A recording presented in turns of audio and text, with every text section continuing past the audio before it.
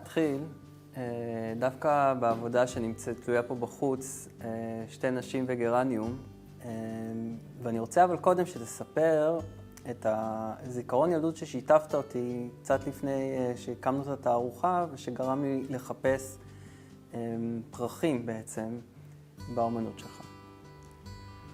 אני חושב שהייתי בן 13, נסעתי לקרובי משפחה בחיפה, ובבניין הסמוך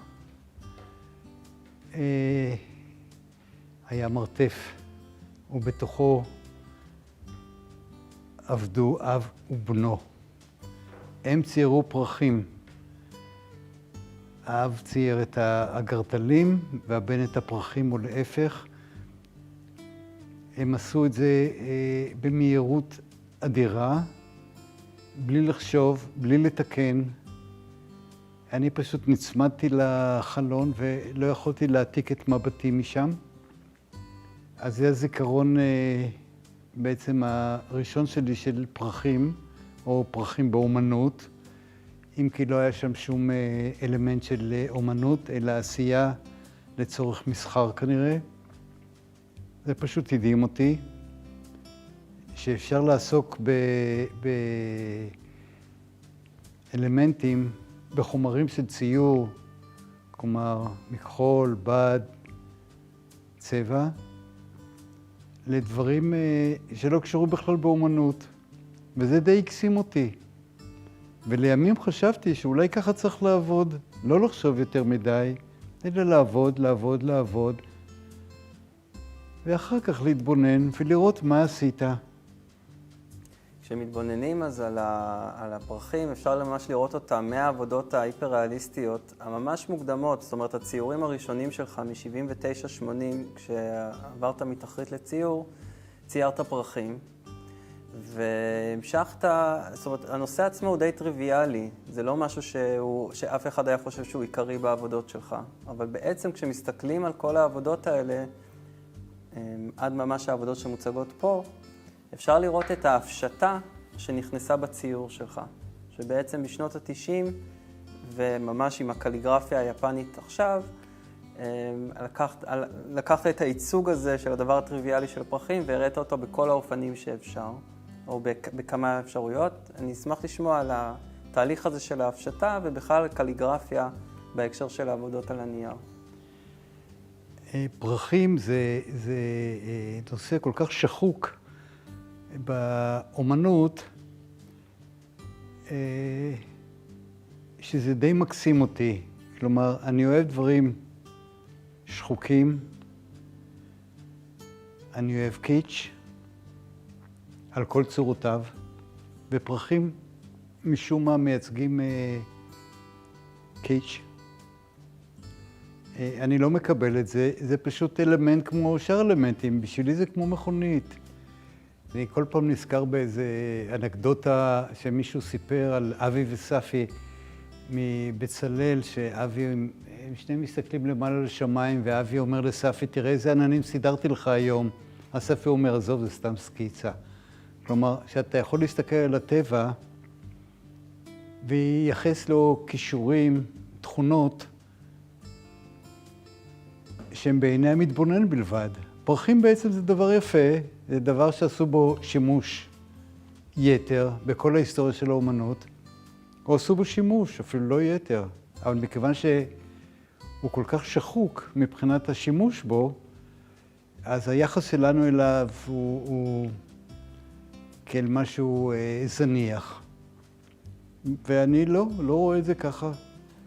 אני נזכר בעוד משהו, היה פעם סרט שנקרא הללויה הגבעות,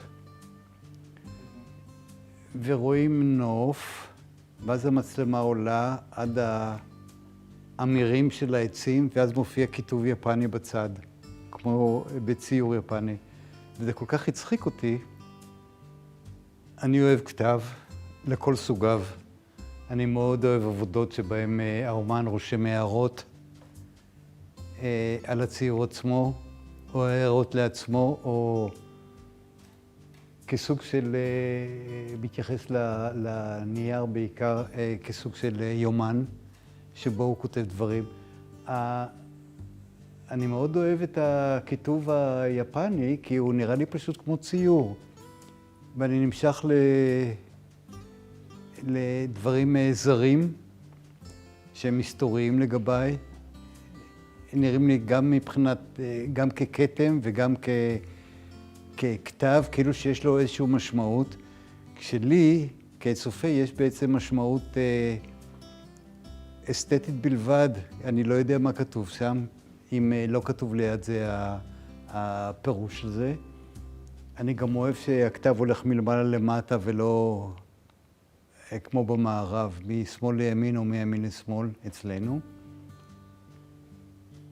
ואני גם כן חושב שבא נייר, ואנחנו פה בחדר של הניירות, שנייר יכול להיות כמצע גם לרשימות מכולת וגם לשירה. ואם זה לא מצליח, אז עוברים לנייר הבא.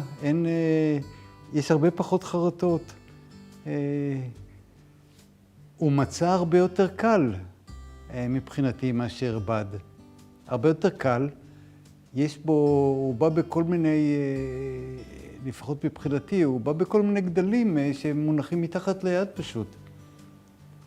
יש משהו בנייר שמתכתב גם בתחריטים שהתחלת איתם את העבודה שלך, שהם גם היו מאוד ספרותיים והושפעו מקפקא בשנות ה-70. באותה תקופה גם הייתה צנה מאוד גדולה בארץ של שירה, מגזינים כמו עכשיו או עלי שיח שהשתתפת בהם והצגת את התחריטים שלך,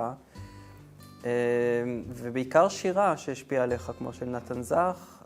פה מאחורינו יש 3 עבודות שמתייחסות לשירים של יונה וולך, ומעניין אותי באמת החיבור הזה לעולם המילולי, היומני, הספרותי, והקשר שלך בעצם לשירה.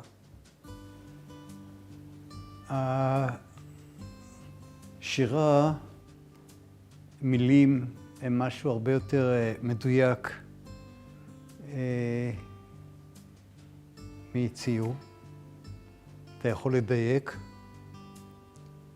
אתה באותו משפט יכול לסתור את עצמך, אתה יכול לעשות מה שאתה רוצה. כל המילים מונחות לפניך, כל האותיות, ואתה יכול לחבר אותם איך שאתה רוצה.